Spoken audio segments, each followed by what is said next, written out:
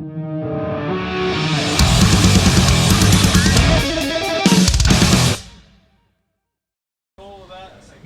These are cool. thank you for joining us on the show, bro. Thank you. No worries. Anytime that I'm playing a festival that you're at and interviewing people. Hanging about. Yes. How has your Knotfest experience been? Good. Overwhelming. Overwhelming in a good way. Yes. Lots and lots of people. Lots of really good bands. Lots of bands that I've always wanted to meet, and then you're just chilling, a table away now. So it's like, it's a lot to take in. Yeah. How was it like when you found out that you were going to be playing Knotfest? Pretty fucking crazy. Yeah? Yeah. Do you remember that moment? I actually don't remember, but I remember seeing a post recently where it was like, we found out when we were in Europe. I think we were after a show, like drinking somewhere, and we got the email being like, "You guys want to play?" It was like, so we're all like, "Ah!" Yeah. Nah. It was good. Tell him to. Yeah. How much? Nah. Yeah. Of course, I mean, Slipknot are very influential, and I know that you're a big Slipknot fan. Yes. Yeah. So, how have you spoken to the dudes? Have you? They like in these areas, like our shared areas and whatever. They've got their own like kind of section. Yeah. So we're not like hanging around waiting to see anybody. But V-Man's been walking around for like a couple of days, so I'm still too scared to talk to him. But he's a really nice guy, though. Yeah, he seems like a really nice dude. Nice guy. I saw Clown yesterday backstage, and I was walking past him, and he gave me a little fist bump, and that was enough, I'm satisfied. Haven't seen anybody else. Actually, no, Jim Root was standing behind me yesterday. It's very fucking weird. It's very strange. And also, he's like a meter taller than me, so it's like... You can't miss him, hey? Yeah. It's crazy. But, I mean, you're also sharing the bill with some other fellow Aussie acts like Parkway Drive, Void of Vision. Yep. Old friends. Yeah. Like, how's it, obviously playing with these massive bands, but then you've got your mates It's nice. as well, it's good. Bit of a hang. Yeah. Yeah, we've been like...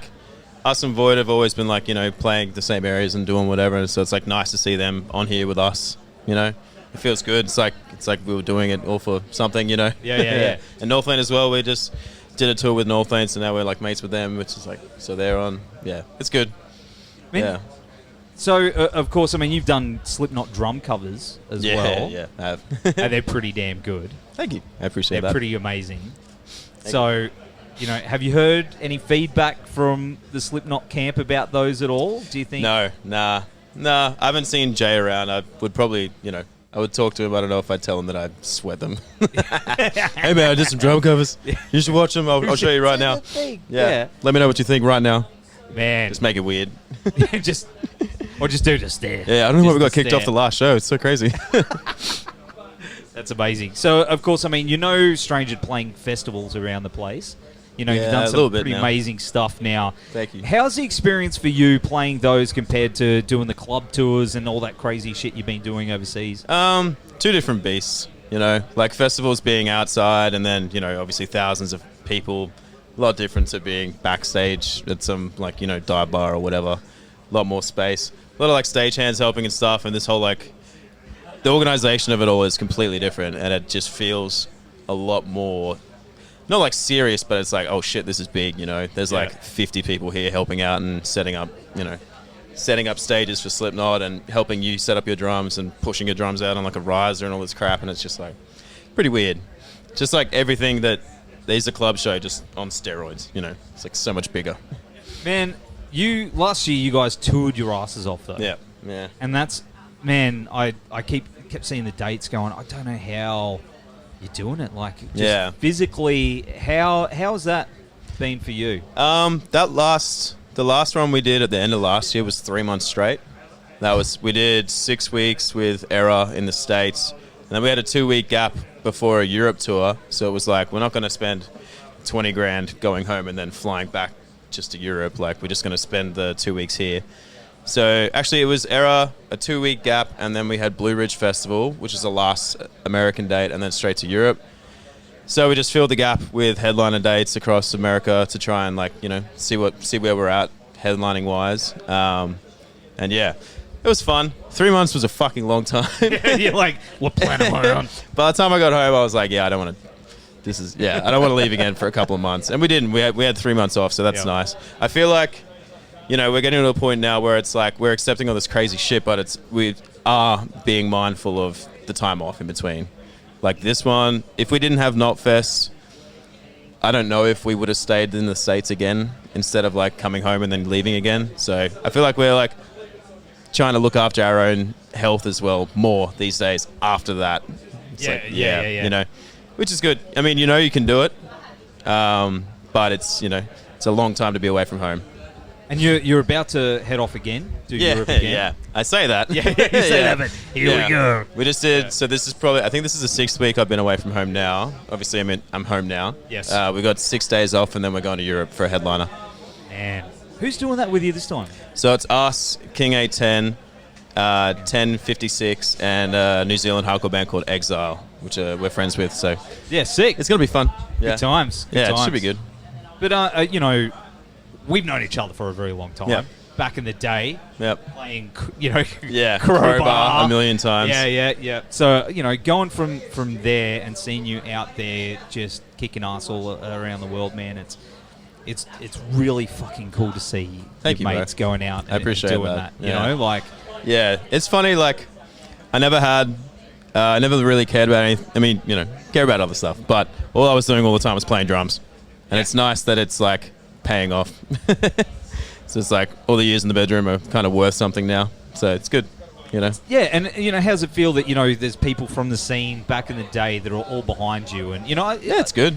It's good, I could have been a dick back then and, all these people wouldn't support me, but they all saw what we were doing and, how long it took to get here. And, the people that are still in the Brisbane scene from back when we were in the Brisbane scene are the ones who are genuinely in it for, like, the love of metal and the love of being in bands and, and they're all the good ones, They all come out and support you and love your work and, you see them still playing as well and it's good, Yeah, it's awesome, man. It's been good. Yeah, that's nice. mad. It's especially nice to end here in Brisbane. One question I did want to know, though, is how did you join Alpha? How'd you jump on board with those dudes? I was sessioning for a lot of, like, random deathcore bands and stuff like that. I was playing for, like, Iconoclast and Gravemind and doing all these random tours because I just wanted to, like, get the tour experience. Yeah. So I wasn't charging anything besides, like, rent or something like that, and I'd just go out and go away for 2 weeks and just play around the place. And I ended up playing Invasion Fest twice. We played it once with Iconoclast, and then the next year I think it was with Alphawolf. So Sabian saw me playing with Iconoclast and was like, we've got these big shows coming up. We need a new guy to fill in for a bit. I want to hit up this guy, and then he hit me up, and then that was it. Just kind of stuck around ever since. Man, that's awesome. Yeah, fell into my lap, which is good. But also, I was grinding, so. Yeah, you were definitely grinding. One thing I found interesting is you guys are about to release, or you have released, I think. I wrote it down here. There's the Lo-Fi compilation. Oh, yeah. I think the first single's out now. The rest of it comes out soon. Yeah. It's that. I mean, no band is. It's like the complete opposite. It's so chill. Yeah. Versions of those songs. Like how'd that come about? Well, it's interesting because we obviously put out our A Quiet Place to Die. I want to say sophomore album in the pandemic, which was like almost 3 years ago now. I think nearly 3 years ago, and we put it out. The reception went well, but like you want to do like a 2 or something year like tour cycle. So we're still playing. We're still like finishing that. We wanted to make sure the album got the time that it deserved, and so we're still playing it live. And the 2-track as well. We did that 2-track with Holding Absence. That was to bide some time as well because we need to do another album soon. And then the lo-fi thing is just like an extra cherry on top. It's like more content. People are whinging about wanting new music. You chuck this on and it's familiar, but it's like nice and chill. We listen to that shit all the time. So yeah, all of us. It's not in the tool van. It's a bit like sleeping at the wheel kind of. Yeah, vibe, you don't want to do that. Yeah. Don't do that, people. Yeah, don't do that. But at home, I literally will just put on lo-fi music and clean the house or whatever. So we all like it for different reasons. So we just thought we could do it. Such an interesting thing because you wouldn't expect that from like a heavy band. Yeah, and I think we did Bleed For You first, and that popped off. It got added to some random like Spotify lo-fi playlist and just fucking went and just went nuts. So we're like, let's do it again. Just do it again. Sick. Obviously works, you know. Talking about new music, we got a little something. Yeah, something I mean, there's a gap. What's going on? We've got that June 1st show, that Unify Off the Record thing in Tasmania. So we're headlining that down in Tasmania. And then there's like a 3-month gap after that where we're not doing anything, so... Sounds like anything. Sounds like album time. It sounds like get to work. Yeah, we got a lot of songs. Nothing has vocals yet, so there's a lot of work to do. Okay, but all the stuff's there. We just need to. How would you describe the new stuff? I want to say the same, but a little bit heavier. Okay, all right. Has it got a name? No album name. Okay, see, I'm just fishing. here. But that Unify Off the Road in Hobart, that's going to be amazing, man. Yeah, should be good. So, of course, how did that come about? Well, they hit us up. They're not doing a Unify this year, obviously, so they wanted to do some small ones around the place just to, I guess, give the fans something. So we had a few dates first, and then it didn't line up with what we were doing, so it was like, well, we're going to play one show, it may as well be Tasmania, because the band's from Tasmania originally, so it just feels good. And then, that's our last Australia show for the year, so that's it. Have you gone and played Tasmania with the boys often? A couple of times. Every time we do like a whole Australia run, like a headline tour, we hit it. Yeah. How do you find, compared to the rest of the country, how do you find those hometown shows for those boys are? It's fun. Like, we were playing the Brisbane Hotel pretty much like almost every fucking time we went down there, so it was like, it's nice to get out of that place. I don't think it's open anymore, actually, but it's nice to go down there and play in other places. We played down there when we did the headline for the album. We played in Burnie, which is actually like this small coastal town where literally Sab and John lived. So it's nice to go back there. We played at some fucking restaurant or something. Yeah, it was hectic, but it was fun. It's just kind of like going home kind of feeling. Yeah. Well, I like Tasmania. Jack's from there. Oh, sick. Jack. Hi, Jack. Hey, Jack. Everyone's like, who's Jack? And it's like, he's the entity behind the camera. Yeah. But, dude, it's been amazing having you on the show. It's been something I've been wanting to have you on for a real long time. Yeah. So I appreciate that you've taken the time to hang and catch up. And anytime. I'm here and you're interviewing people for your podcast. Yeah. Anytime. Thanks, man. I want more time. It's pretty specific. Man, jump on anytime. Yeah. I'm proud of you. Thank you. As a friend and stuff. And I was talking to Dan Ojeda. Oh, yeah. About is he here? No, he's not. I don't know. Maybe. He might be here. But I saw him a couple of weeks ago, and we were talking about you and how proud we are of you and what you're achieving out there in the world, brother. So thank you. We love you and wish you all the best. Thank you. Cheers.